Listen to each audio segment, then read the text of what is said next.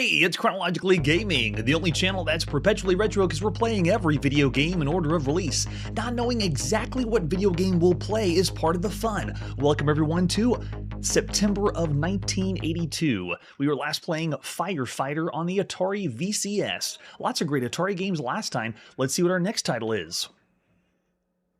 It's the release of the brand new Freedom Fighters for the Magnavox Odyssey 2, right after this commercial break. I am a Philips video game. We originally saw this on the Philips Video Pack in April of 1982, so if this commercial looks kind of familiar, it's because it's the commercial for the Philips Video Pack. So we've already played this game, but the funny thing is, when we checked it out last time, I was running it on the wrong system. I actually had it plugged into the Philips Video Pack Plus G7400, which doesn't exist. So this time we're going to do the actual time on the Odyssey 2 of what Freedom Fighters is supposed to look like. So let's play some Freedom Fighters. Up to this point, we played... This is the 38th Magnavox Odyssey game on the show. 38 games. Let's take a look at the box for Freedom Fighters. Rescue prisoners of the pulsars from deep space confinement crystals. Expanded memory, it says. I wonder how much memory that means. But you can see the front, the Odyssey 2 artwork looks fantastic. Space sci-fi theme, bring it on. Let's flip it over on the back. We got hyperspace and conventional drive because there's two different modes to play in. Rescue prisoners from crystals, and they look like some purple blobs on the screen. Use your lasers to disintegrate pulsar warships, and beware for hunter-killer drone mines, which I believe are the yellow ones on the screen. And then down here in the bottom right, there it is, the Magnavox Odyssey 2 with its joystick. Very funky looking. I prefer the Atari VCS joystick. But you can see we're going to have possibly some fun because we had some fun on the Philips Video Pack with this one. Let's see the other artwork for Freedom Fighters. So besides the box, we also have... Oh, by the way, this one shows the Philips Video Pack system, but then it has the Magnavox Odyssey 2 on this screen. Here's the cartridge we're going to pop in on our Odyssey 2. The Odyssey 2 has a handle on the cartridge. So if you have problems pulling out cartridges on your Fairchild Channel F or Atari VCS, maybe you should get the Odyssey 2 because it has a handle built in. This one only has, oh, it says press 1, but it actually has different game modes than that. Interesting. Usually the cartridge tells you what the different game modes are. With an example of the screenshot of how it's supposed to be run.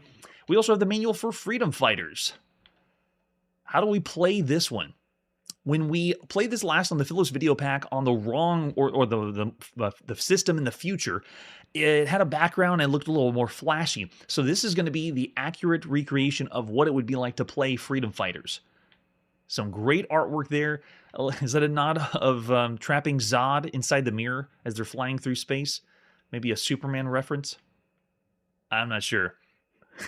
Yes, that's right. And you can also whack your friends with the cartridge. Because of the handle, thanks. Magnavox Odyssey lets us know exactly what to do with the button over on the left side. And to begin, it's going to say select game on the screen. And then you push the button, the mode that you want. So we got the Freedom Fighters mode. This one's for 1 or 2 players. The 2-player version allows you to control the spacecraft and move around. The second player gets to control the shots. You're now the flight deck of your Earth Federation starship. Your craft's displayed in the center of the TV screen. Player 1's the pilot. Player 2 is the co-pilot. So you're supposed to be sharing the same ship. With an example of the screenshot down there. And so on the one controller, they show you again, kind of like on the Atari VCS. Here's the joystick. I'm glad they gave us a picture and show which direction the joystick goes. Great. And the action button. That's how you fire your laser cannon. Player 2 uses the other hand controller and activates the ship's hyperspace drive system. Move the joystick to the right or left, depending on the direction you want to warp through hyperspace, and your ship will remain in the same vertical plane of the screen during a hyperspace warp. Kind of like the hyperspace warp in Asteroids. You move the joystick forward to go to the top of the screen, pull it back to go to the bottom, and then your ship's hyperspace drive system will override its conventional space drive system. So that means whoever's flying the ship, if you're playing one player, you can really mess them up if you wanted to using hyperspace drive. And then they give you the example of what happens on the controller down there with some screenshots. And it also shows you what to be blowing up. The starship approaching confinement crystal means that someone's trapped inside, and you can kind of make out what it is. They look like one of those little Ed Averitt characters that we've seen for a lot of the other Odyssey 2 games, but they're inside that crystal. That's who you're going to be rescuing. Very similar to rescuing someone like from Defender or from more recently Choplifter. Yeah, it's a great game. I really enjoyed it when we played it on the Philips Video Pack. So this is the official manual. The one we had before was kind of a homebrew manual, but now we get to see what you would get when you bought the game brand new in 1982. So it breaks down how to shoot down the enemy warships all around the screen and rescue prisoners from the confinement crystals. And then it breaks down what the score is in the top left. You get 20 points for rescue operation. Drone mines, 1 point. Yeah, very low number of scoring points. Usually we see games, we're getting 20, maybe 50 or 100 points for each one. And I think over time, as points in video games start to ramp up, it just goes more and more and more. So every video game we play, the maximum score goes from millions to billions. It goes even higher than that. This one starts with, what do you get? 1 point. That's it. That's all you need. So lots of really fun to play on this one. Now, it also has another game mode here. It's called Evasion Mode. Evasion Mode means that you're not going for shooting things. All you're doing is trying to avoid things on the screen. Your lasers are now inoperative, and you're entirely dependent on your talents for evasive action. Player 1 uses the left-hand control, and Player 2 uses the right-hand control. The longer you can evade pulsar warships and drone mines, the higher your score. But you don't shoot anything. All you do is dodge everything. But this is all you to play at the same time. And it also has solo combat if you want to, and then they have the rating system over on the right based on what score you are. So they don't have any patches like Activision. They just say, here's the score, and that's what your ranking is going to be. If only you could be Fleet Admiral. But it doesn't say anything on the screen. All it says is when you get 1,000 points or more, you're now Fleet Admiral. You got to use a little bit of your imagination, I guess. Oh man, let's play some on our Odyssey 2. Here's Freedom Fighters again by Ed Averitt. Published by Philips in North America at the beginning of September 1982. So we're going to go with the first game mode. I'm going to pull up our keyboard. This would be the keyboard you'd see on your Odyssey 2. It's the terrible, terrible membrane keyboard. One of the worst keyboards of all time. Push number 1, and then we are in. Explosions look great. I'm actually expecting them to do a chain reaction and cause more explosions on other people. Oh, there he is. Rescue him. Quick. Oh, I think he flew off the side. Yeah, he already did. So we didn't rescue that one. The control for the ship feels like we have a little bit of gravity, but not as strong as something like asteroids. So notice whenever I move to the top and bottom of the screen, I kind of coast a little bit. And then when I would go left and right, I coast a little bit too. But the way this is controlled is it moves the direction you want the ship to go. So there's no like tank controls or swiveling around. Yeah, got one. Oh, the whole screen flashes purple. Nice. If you've tuned into the show and seen the Philips Video Pack episode, when you plug this cartridge in to the later console by Philips, the Philips Video Pack Plus G7400, it allows you to add even more to the game. And so that's how we ran it last time. There was a background, multicolor, things like that. Yeah, I love how snappy it is. The gameplay's great, fresh, and bear in mind that you can play this with 2 people. One person would be controlling the controls of the ship and shooting, and the other person would be doing the like hyperspace drive as your co-pilot.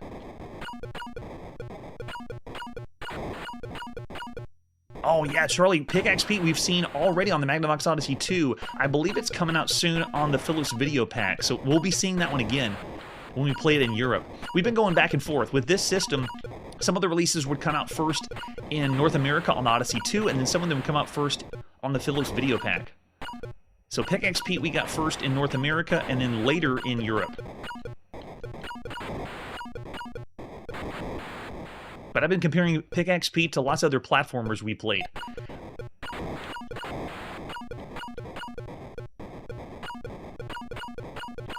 Sound effects are really good. We've seen the very first game on the Odyssey 2 that allows you to have speech, but it was only the talking, where you type something in, the type and talk kind of application on the system. We're about to come across the very first game that you could play that has talking. An actual game, not an application. That one's coming up soon. Got one. Oh, he flew off on the side. Man.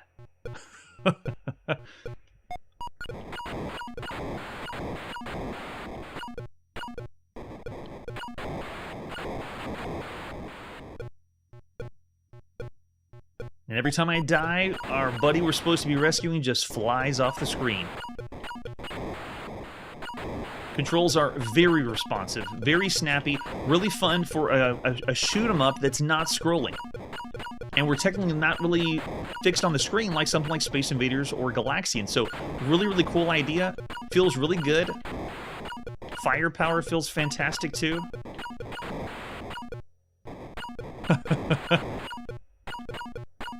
Yeah, good point, Bardo, man. There is plenty of games that are going to be released later that do not play and respond this way.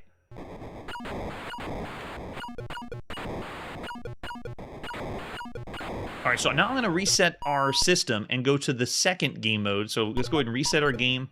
Go to game mode 2. Oh, I guess I got to go all the way out. We'll just power the whole thing off and then go back in. So game mode 2 is where you're avoiding things and you don't shoot as much. It allows you to play with 2 people at the same time if you wanted to. So here we go. It's time for evasion mode. Oh, wait, did I push? No, wait, it's 0. I pushed the wrong one. Go back out. Reset the system. And go.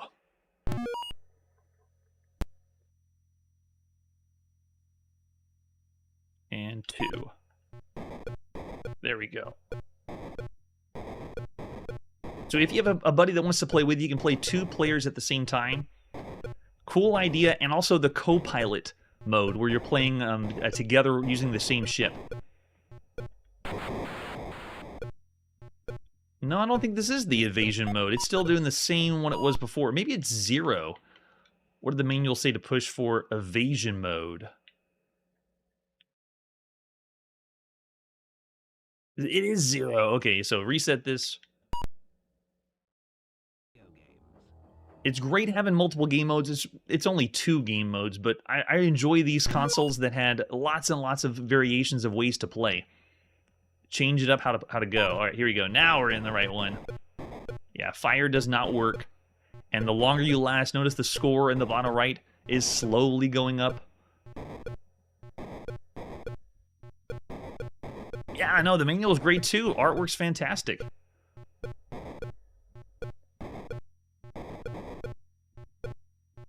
The 3 big consoles right now, the Atari, Intellivision, and Odyssey 2, really do a great job with the artwork. The box on the outside, you can even see the artwork around the screen right now. Freedom Fighters is another one that they just did a fantastic job with it. That's exactly what this is like. This is like pacifist mode. We're not shooting anything. We just want a bunch of things on the screen, and we just have to dodge them.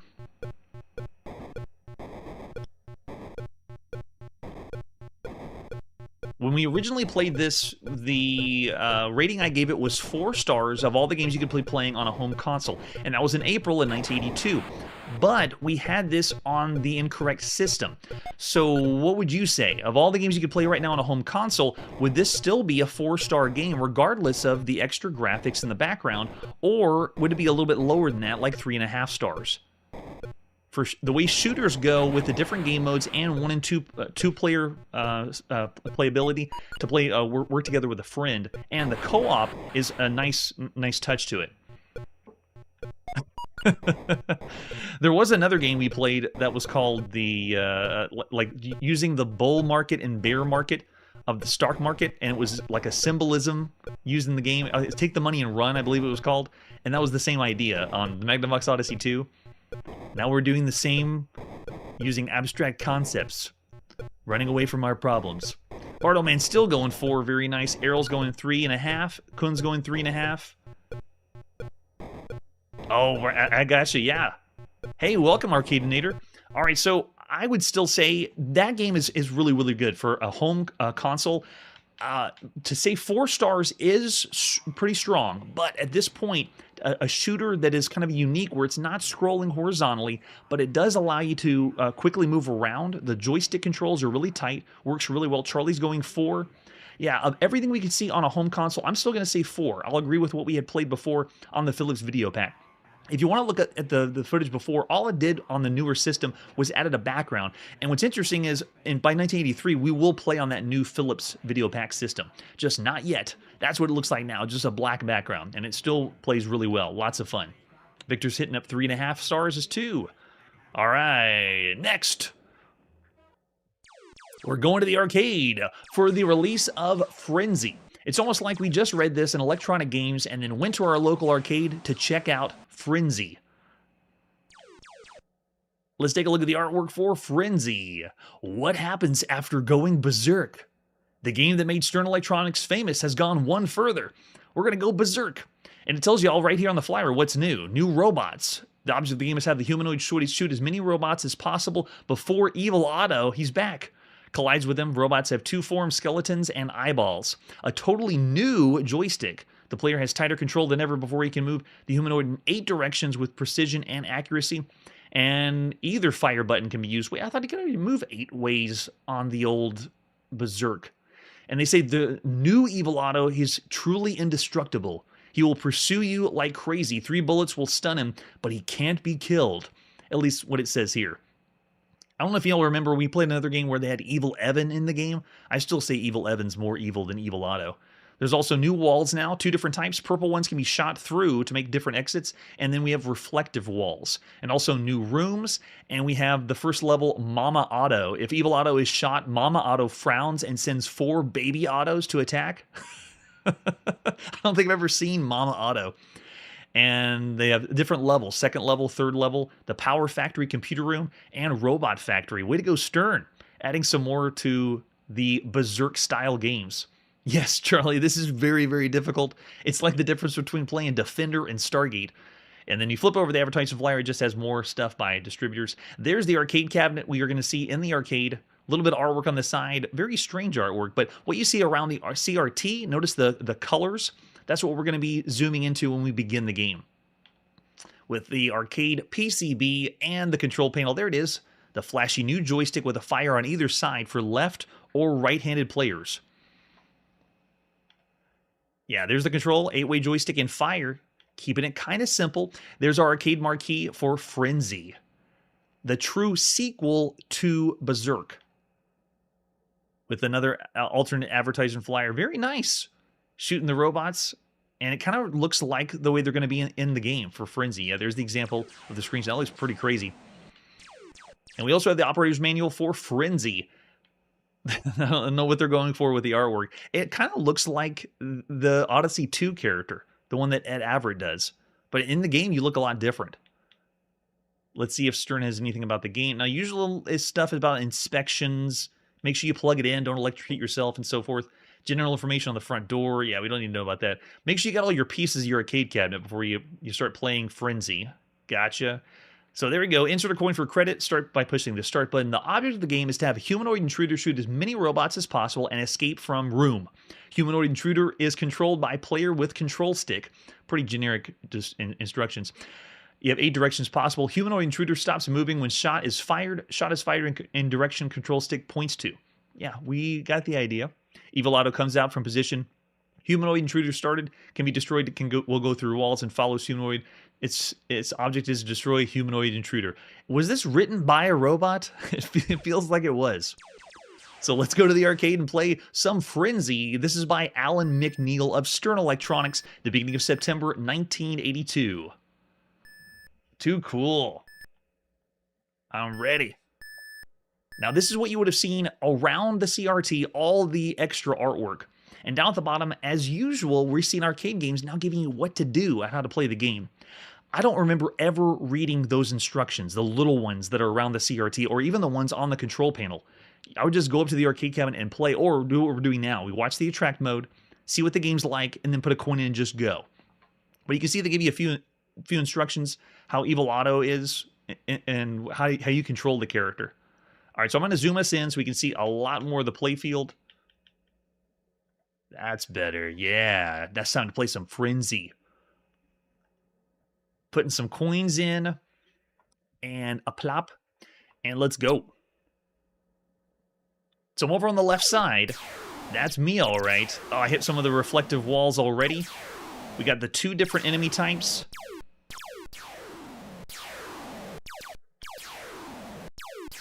So while this is the true sequel...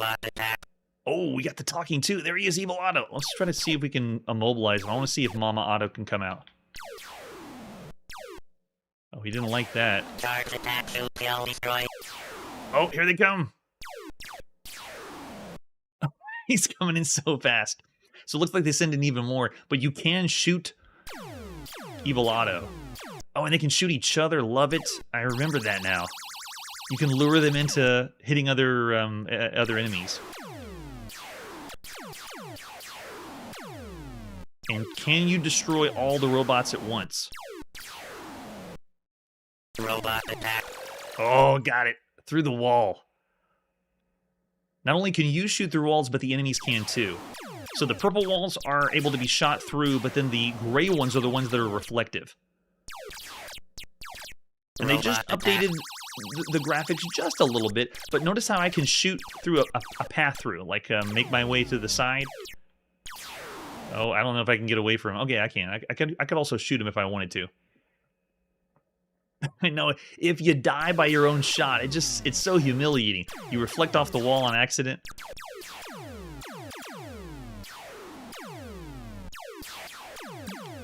I also like that it causes a chain reaction when you blow up one enemy and then someone else that's nearby gets blown up too. And you gotta love the voices. When I was going in the game preparing for the show, you can go hit the dip switches up on the arcade cabinet and change up the language for the game. So they can be yelling at you in German or French. I kept it English because we're gonna go for Stern released this first in North America. But kind of cool that you can hear the robotic sounds coming at you. There you go, reflect off the wall, nice.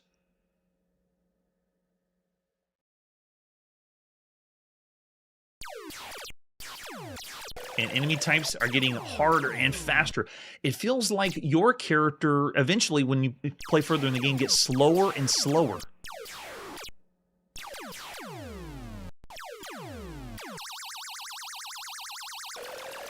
Oh, he got me through the wall. I don't believe it. I know they call them robots, but they look like skeletons now. In the original, the robots looked closer to robots. They upped the resolution just a little bit, but... Robot attack. Oh, he got me with the reflection. I knew it was coming. Oh, really? Even since the original Bartow, man, they've always been skeletons to you? Well, here on Frenzy, they definitely look like skeletons.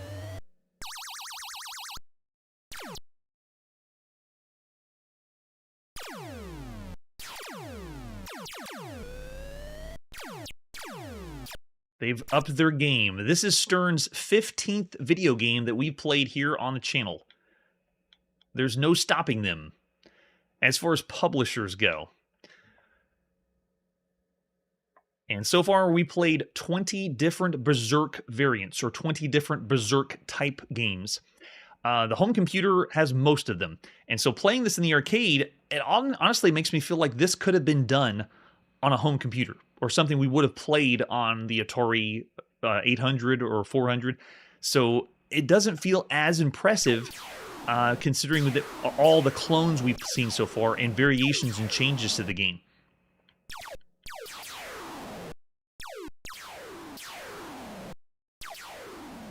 We've already seen Berserk ideas that you go from room to room, but it's not like randomized rooms. Like, notice whenever I play... Oh, I can't slip through that one? Let's see if we can lead this guy. Oh, he hit the reverse. Nice. And run. He got me. Evil Otto got me. Oh, really? On the 2600? Well, whenever we get to that one, we need to check that one out.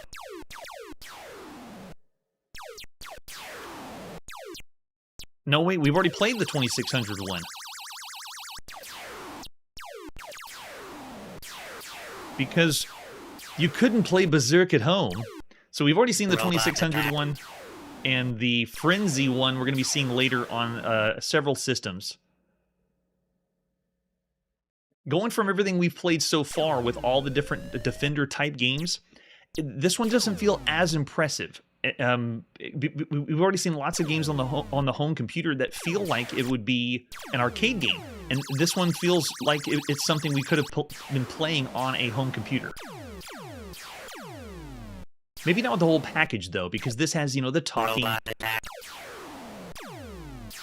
and higher resolution on the screen, more enemies at once. Bartolman's already thrown out 4 stars of all the games you could play on a home or on an arcade. Going to the arcade and thinking of everything we played so far, this is still a treat. This is still a great title. Really, really fun.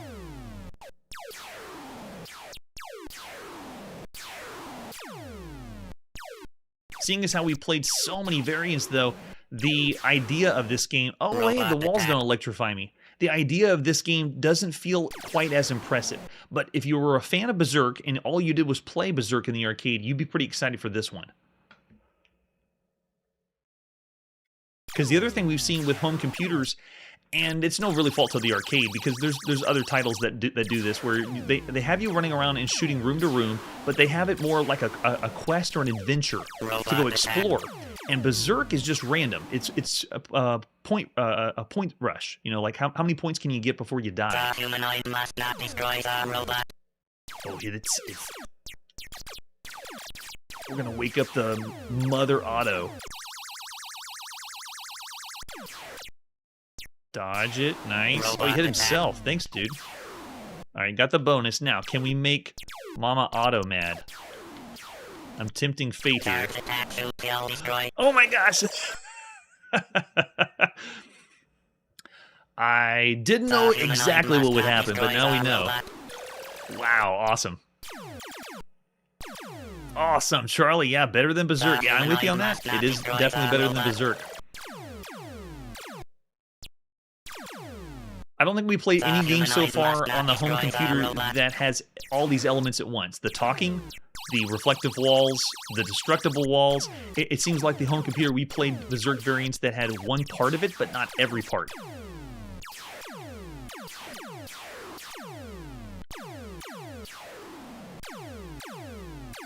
Robot attack. And just like when we played Berserk the first time, I want to keep playing and get better. So every time that I died...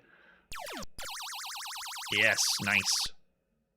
I want to keep trying to do even better than I did before. Also, something they're doing that's different is Berserk, when you went room to room, it felt like it was not actually exploring a place, like they were just randomizing the rooms. This feels like I'm going through, like flip screen viewing, room to room, as if this was mapped out. So it's not, this doesn't feel completely random like it did in the original Berserk. Mama Auto's freaking scary. These take 2, right? Yeah, oh, and a one shot, okay. And the more you run away... Hey, wait a second, I ran away. Why didn't the robot say, chicken, fight like a robot? I didn't hear that this time.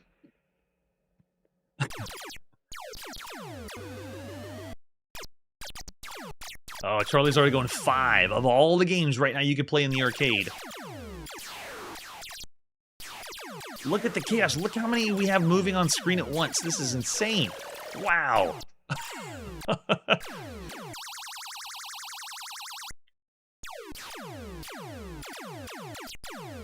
Oh, it's so fun. You can't play Frenzy at home. You can only play it here in the arcade. Thanks, Grandma.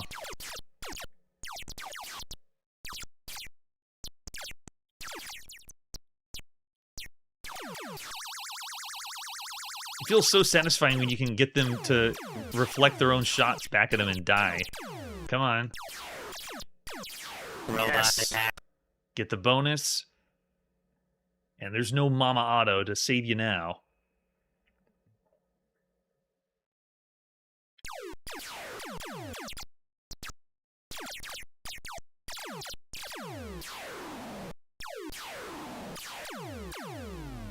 Robot attack. Oh, he's already coming.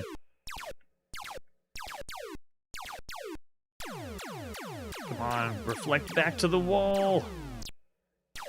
Oh, I almost got him. I thought I would hit him there.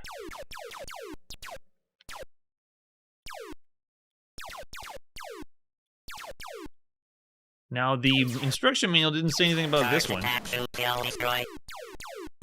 Am I supposed to be blowing up this reactor, or what's... Does anyone know from Frenzy what you're supposed to do with the reactor? If it is a reactor? I know I turned off the electricity, but... Hey, welcome in!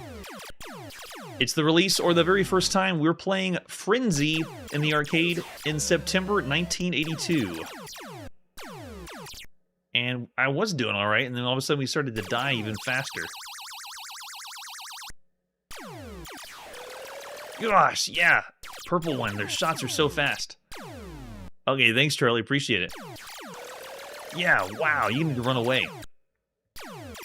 Oh, thanks, Rich, okay. So just shooting it once turns off the electricity. Wow. A room full of the purple guys are insanely hard.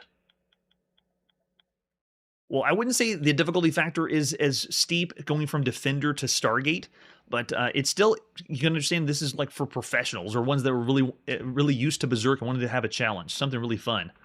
Yeah, I wouldn't compare it to Robotron quite as much because that has the twin stick shooting. This one still feels like it's like run and gun. You move around with one stick and then you can fire off a shot in eight different directions. It's also not as crazy as Robotron. Having the twin stick shooter of Robotron had even more enemies on screen and it was a lot faster gameplay. But this one feels almost like you're sneaking around. We've already played at home Seamus, which takes this idea but puts some kind of an adventure or exploration style to it. I still love it. It's so good. All right, so think of all the arcade games we've seen thus far. There is a lot out there. All the classic Golden Age arcade games are out there. And so this one, I would see from the perspective of someone who's played everything in the arcade, this is still a great time. I would still say this is one of the best games you could play, and better than Berserk. The elements they've added to the game are great. But I'm teetering between 4 stars or one of the in the realm of one of the best arcade games you could play at the time. Rich is going 4. Yeah, because at this point, when we played Berserk the first time, we gave it 4 stars. It was a great title for the arcade. And actually, we may have given it 4.5. But now that we've played everything else, there's so many variants of Berserk that we've already seen that this one doesn't have the same originality and not even some of the polish that would push it over the top compared to other titles. And when you think of the arcade too, yeah. Oh, still going 4. I have to agree. I'm going to say of all the games we played so far in the arcade, Frenzy is a 4-star game. You can stick with the classic Berserk if you want to. This one does add a lot to it, and it's an excellent title, but I wouldn't rate it as one of the best arcade games so far you could play. Well done, Stern. All right, and let's see what our next game is. It's time to go on our IBM PC and play some Fuzzy Worm. So from the arcade to a home computer. This one only has a couple screenshots, so we're just going to pop in some Fuzzy Worm and play. This one's by Boise Computer, the beginning of September 1982. Do you want to play the graphics version? Actually, no. I'm going to say no, we don't, so you can see the first version. Enter a number from 1 to 6 to begin, so we get 6 different difficulty levels. Let's go level 3. Check this out. Keyboard control only. Look at that. ASCII graphics characters, no official graphics, and we're playing some Centipede. That's what Fuzzy Worm is. Wow.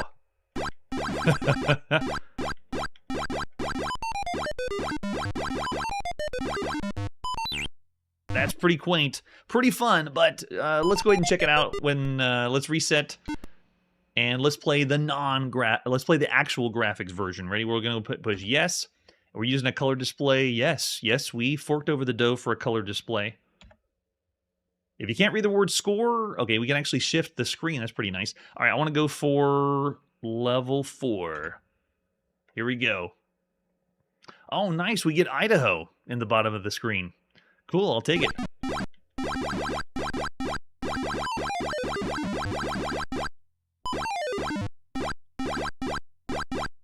Man, I got a soft spot for the sound effects, though. It's pretty cool hearing it from the PC speaker. The controls, though, oh man, it's a lot to be desired, because you have to think of, you're using a keyboard, and you do not have as fluid of controls. Like, when I want to move left and right, you know that delay you have on the keyboard? I have to hold the key down and then wait a sec, and then I'll move all the way to the left, like that. So it feels like, because it's keyboard controls, it's not as fluid as the other titles we played. At least Centipede-style games. But it's cool that we have the 2 modes. Oh, you can put our initials in. Nice. Oh, and it's lowercase and uppercase. That's pretty cool. Okay, let's go again with, let's do game mode 2, or difficulty 2. I like that we can do ASCII or graphics mode. The mushrooms, yeah, are pretty well done. It's still randomizing the environment just like Centipede. Look how slow the spider moves on the slower modes. So far, we played 20 different Centipede-like games here on the channel. Some of the recent ones we played on a home computer have been like Grid Runner and Nightcrawler, which are really good ones for the VIC-20. And then we've also seen the official Centipede for the Atari home computer in June of this year. We've also played Video Vermin on the VIC-20 and gave that one 3 stars. Cosmic Snake on the VIC-20 and gave it 3 stars. Mega Legs, that was a really good one. I gave that one 4 stars. Caterpillar on Caterpillar Attack on the Coco, gave that one 3 stars. And then Viper on the Atari home computer. Viper was cool because you could shoot both different directions in Centipede. We even saw something similar in the arcade. And on MS-DOS, we've played Bugs. So the other Centipede that this would be competing with, if you had both systems, was another one called Bugs, which wasn't very good. And a really cool one, though, the most recent one we played was called Haunted Hill on the Atari home computer. And Haunted Hill was really cool, giving it a graveyard theme. So Fuzzy Worm, the display is okay. If you were to just watch the game and look at how the game is played, it looks all right. Like, it looks fairly faithful to Centipede. When we played the official Centipede that was on the Atari home computer, I said 4 stars. It was an excellent, excellent game. This one looks the part, but because of the play control, I wouldn't be able to go that high. I mean, even the sound effects are pretty good. If I can finish the Centipede, I want to see if it changes the color. Yeah. Maggot Mania, I'm excited for that one, Megas Prime. That sounds awesome. Yeah, for the graphics mode, it's not horrible.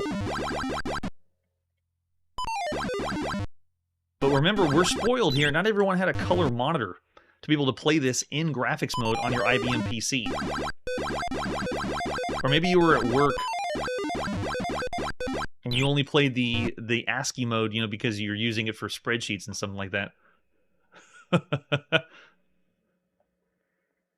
Yeah, this is pretty good for DOS. I'm with you there. Nice.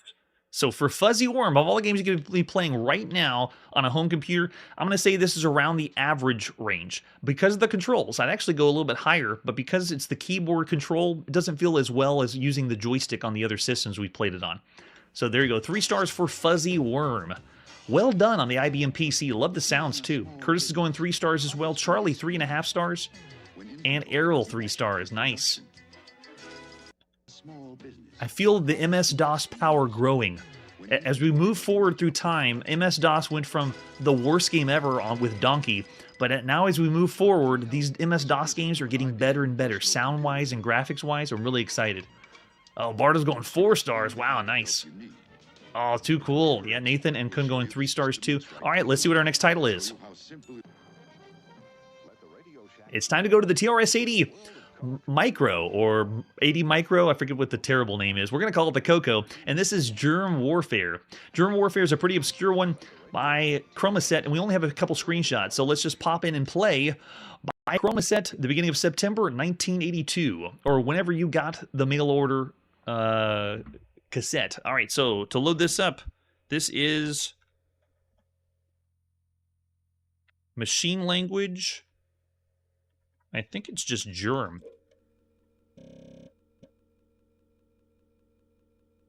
Yes, load it, Germ Warfare. Let's get the green glow of the Coco. Deadly germs have escaped from the Germ Warfare labs. They are running down on your city, and if 8 land in the city, this is destroyed. Protect yourself with the right joystick. If no joystick, use the left and right arrows in F. Lower left of the screen shows landings remaining, and lower right shows your score. And we can also return to basic if we want. Okay. To pause this, and we can also change the colors with S? No way. I want to do that first. Oh, sweet. Change colors on the fly. Look at that. It's like the different color modes of the color computer. All the colors of the rainbow. Oh, this is so cool. By the way, the control is analog. It's very, very choppy analog, but I'm using, look at this, very fine-tuned. I need not to let these guys reach the bottom. There we go. Oh, but yeah, it's pretty choppy. The way you move left and right, it's not super smooth. I can imagine getting so frustrated using a Coco joystick and it doesn't move exactly where you would want. So my tiny little crosshair at the bottom, or my ship at the bottom, does move left and right, but it feels like I'm dragging. Like someone would have sped it up or something. Yes, I know, right? If you're colorblind, you can just keep changing the colors. It's so cool.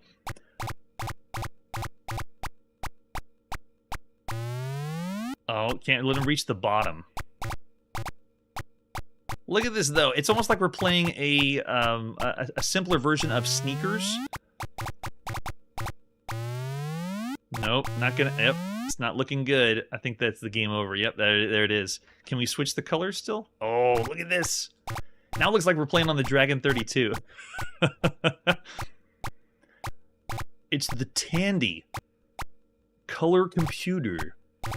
Take a look at the border. That's the proof of what we're playing on. I love that we can change on the fly, though. It's awesome. Yeah, enemy variety is a nice plus. The controls, though, is what really brings this down. I can understand why this was a Chroma Set title. Yeah, it doesn't feel as responsive. I'm just loving being able to switch it out.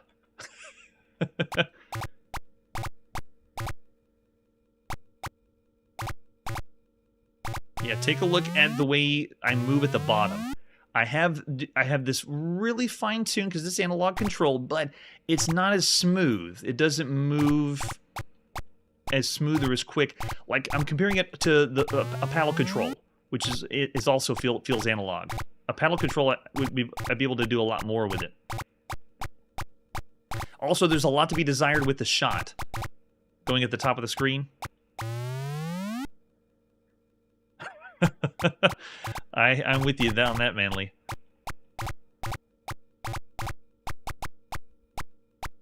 Nope, get him! Oh. He's hovering there, teasing me. And then switch it again. Oh, nice. Now it looks like we're playing the green scale of the original TRS-80. I love it. Yes, Barto, man, that's right. This is 1982. This would fly in 1981. I don't think it's going to fly there. Yes. Sorry if I hurt your eyes. There was a lot of different color modes. I just wanted to mess with all of them. It was so cool. Yes, coconuts. So there's Germ Warfare. Of all the games you could be playing on a home computer, I'd say subpar. It's a little bit lower than everything else we've expected. Maybe even down here in the bad range. 1.5 to 2 stars. Yeah, Yuba score's going 1.5 stars of everything you could play so far. Curtis is going down in the bad range. Kun 2 stars. Charlie Chuck's going 1.5. Yeah, I'm thinking around bad of all the games so far you could play. It is quaint, and if you had this on the Coco, you'd find enjoyment from it because, bear in mind, this game was way cheaper than most of the other titles you would have been buying. The really, really good ones out there are still on home computer running about 40 to 50 bucks. So this was really, really cheap. Richard's going 2 stars too. Yeah, I'm going to say it's still in the bad range. It's a bad game. Not super bad, though. I'll say 2 stars for Germ Warfare. Gotta kill those germs. All right, let's see what our next game is. We're going to the United Kingdom to play on the Sinclair ZX81. This is Gobbleman, and I'm very scared. We've played Gobbleman on MS-DOS, and it was the worst Pac-Man game ever. This one is not based on that Gobbleman, thankfully. Let's check it out on the ZX81. Another great arcade game. You only need 16K. Whoa, that is some psychedelic artwork on the front. Is it Pac-Man, or... it looks like a popsicle turned on its side, eating things. Very freaky. And you flip it over and you realize that we're just looking at the cassette tape. Yikes. So Gobbleman also was on the TRS-80 in 1981. So this one is a different property, I believe. I don't think it's the same company. We're going to see this later in 1983 on the ZX Spectrum, and this is our 16th Arctic computing video game of all video gamedom. Do we have any other artwork for Gobbleman? Looks like no, just a screenshot. All right, so for other versions, yeah, we just got some alternate ones. Let's pop in Gobbleman. Arctic computing at the beginning of September 1982. I really hope this isn't like Gobbleman on MS-DOS. You are doomed to roam through the haunted maze until you're eaten alive by the residents, a pack of hungry ghosts. They're doing the whole horror theme again. Since there were ghosts in Pac-Man, you don't have to go scary horror, you know. You must eat the food to live. Magic allows you to eat ghosts for a short while. So the ghosts look like a star. The food's a dot. Magic is an asterisk. And what are we? Who are we? Extra man? It doesn't explain what it is. Look at the controls, though. Up is any one of the numbers. Down is any one of those numbers in space. So look down at your ZX81 keyboard. They're giving you lots of options. And this isn't the first time. We've seen this for the ZX81 and ZX Spectrum, where they just let you mash multiple keys for different directions. It's kind of cool. So there's left and right. Crazy. All right, I'll take it. Let's go. All right, so I'm represented by the A. Okay, so I'm in the top right. There is no sound on the ZX81. No one can hear you scream on the ZX81. You pick up your magic, and look, I can eat one of the ghosts, which are the letter A. Do we have the wraparound? We do. Nice. I still got the magic going. Since there's no sound effects, there's no way to really tell when it runs out, except you can tell they are X's, so they can come at me. But if I go and get the magic, then I can turn the tables on it. Yeah, let's see. Right here. Yep, got it. And then go. Wow, yeah. So if you are perplexed and wondering what the hell are we looking at, this is the ZX81. There is very limited graphics and there is no sound. This is the game that you would be playing on your ZX81 or Timex Sinclair 1000 if you're in the North America. This also isn't surprising to me. We played so many Pac-Man games that I'm familiar with games that look like this. Uh-oh, do we have any more magic anywhere? Anyone? No? Oh, there's one over here. Quick, get it. Run. You can do it. A, I believe in you. All right, at least the controls work. Now, bear in mind, this is all on a keyboard. And it's not the typical keyboard you're thinking. The ZX81 keyboard was a, like, membrane keyboard. So you would be mashing down and trying to do as much as you can. This doesn't look good. I don't think we can get out of there. I love it, Manly. Yes, the black and white screen can be gorgeous. Remember, it's 1982. We're still using a lot of our imagination. The animation juices are still flowing. What's happening in the center, though? They have like a checkerboard design where all the ghosts are being housed. Go, no. Oh, he got me again. So far on the channel, we played over 80 Pac-Man variants or riffs on Pac-Man. And so this means we kind of have to compare this to all the other Pac-Mans you could be playing on the ZX81. All right, let's see if we can close. Oh, we can't close them out. Let's see if we can lead them around here. Nope, they pinched me in. Oh, look at that. Oh, they got pretty smart. That's great, Richard. Yeah, ZX81, we've already seen some really impressive titles. May I have your autograph, please? Okay. Can I do my whole name? Oh, just Kron. Okay, I'll just go as Kron tonight. So of all the games we've seen on the ZX81 that were Pac-Man style games, we played the game of Puckman and gave it 3 stars for all the games you could play on a home computer. And then Gulpman, a 3.5-star game, I would say is still the best of the home, the ZX81 Pac-Man style games.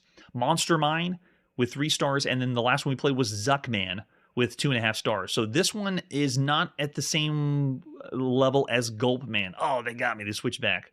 There's no way to know if there's no sound. Hey, thanks, Hunter. Appreciate it. So we play it all, and this is not surprising. This is around very similar and plays really similar to Zuckman. So I'm going to have to go with all the games you could be playing on a home computer. You could argue this is bad because you have no sound and you have black and white graphics, but Gobbleman is, I wouldn't really call it bad. Of all the games right now you could play on all home computers. Obviously, if we're rating this only on the ZX81, it'd be higher, but I have to say it's not in the bad range. Down here in the 2-star. I'm going to go 2.5 stars of everything you can play right now on a home computer. Gobbleman is all right. It's not Gobbleman on MS-DOS. Oh no. Charlie's throwing out 1.5 stars, 1.5 for Kun 2, 2 stars from Ubicore, 0.5 for the cover. Yeah, the artwork, you could change your rating because of that too. Curtis is going 2 as well. Yeah, this is about the same as Zuckman. We gave that one 2.5 stars when we played it too. All right, after Gobbleman, let's see what's next. Big plans? We're now on the Atari home computer. This is Golden Gloves. We already saw this in Electronic Games. Now we get a chance to check it out ourselves. Here's the front of the box for Golden Gloves. We need 24K to play it on our Atari. This is Artworks' 9th video game that we've seen on the channel. Artworks, they like to display their name on the front of the box. Flip it over the back. We got a tiny screenshot. I don't know what they were trying with that one. With the cassette, we're going to pop into play on our Atari. Ooh, with an example of the screenshot. Cool. We also have the manual for Golden Gloves. How do we play? This is on disc and cassette with loading instructions. And it's a unique action program which brings the excitement of ringside to your computer. The computer joysticks are used to jab, block, and duck as each player attempts to land the knockout punch. Golden Gloves is a 1- or 2-player game. Remember the time when we played a boxing game on home consoles, but you had to have 2 players? Not anymore. We have artificial intelligence to punch against. You can also be a spectator. They have a demo mode that'll the game will play itself. You start the fight, enter what kind of players you want to go with, and then the option key uses handicaps. Very nice. Then the joystick shows you what to do. Look at this. To do a jab, that's the red button on your Atari VCS joystick. And then what direction you go on the joystick is, ducking, blocking, and then using hooks. So cool. And then it shows you what points you get for each one. It's nice. Are you kidding? Atari has So for other versions, we have it on both disc and cassette. We're going to go with the disc version. This is by Douglas Evans, published by Artworks at the beginning of September 1982. Way to go, Douglas. Here on the channel, we played less than 10 boxing games total. There has been heavyweight boxing and Bruiser on the TRS-80, which I couldn't find, so we didn't showcase those 2 on the show. We also couldn't find one called High-Res Boxing on the Apple II. This one is the second boxing game we played on the show of all home computers. So after Avalon Hill's Knockout, this is the only other one that we've played, Golden Gloves by Douglas Evans. All right, I'm ready to go. How many boxers do we want? Now, we can do 0, and boxers will just fight each other. Or we can do 2 players, and 2 players can box against each other. I'm the only one here, so I'm going to do 1 player. Boxer number 1. Oh, I get to put my name in. Nice. I'm Chrono. Let's do this. And then push start on your Atari. Home computer. Nice touch. So if you want to take a look at Knockout, you can check the links down below to compare it. So Knockout actually looks a little bit better. These one looks more cheesy. Oh, but look at this. So controls, after what they explained in the manual, I'm getting more points because of each jab you get. And if you want to block, okay, block does work. Cool. Wait, what's... Oh, we got him. Nice. I love how I'm going against Rocky. I don't remember Rocky being so pink. Oh, nope, he's got me in the corner.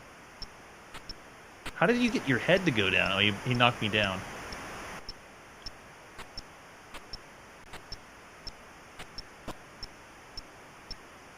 So we've only played 2 boxing games on all home computers.